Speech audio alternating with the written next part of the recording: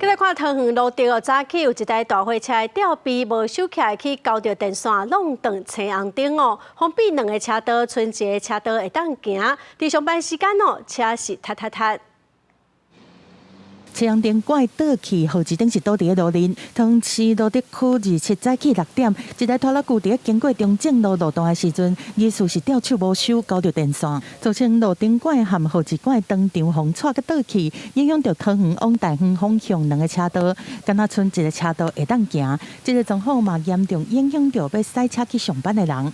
轿车的那个上面去勾到，然后就延续这样子三条电线杆都倒掉，所以其实比平常更塞，对吗？对啊，现在已经塞到交流道那边了。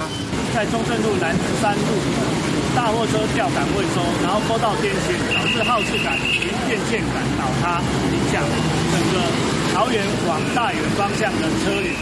民众讲，平常时早起上班时间7点到8点半拢是咧塞车，因为这个事故去封两个车道，结果敢若剩一个车道会当行，嘛互早起塞车情形更较严重啊！警方接到通报了后，随赶去现场来疏导交通，而且通知航空公司较紧来排除状况，嘛通知警讲，提醒过路人该别条路来行。 杆件倒塌的部分会在上午的时候呢全数把它清运完成。 那下午的时候呢，我们会再将新的耗子杆件进行复旧。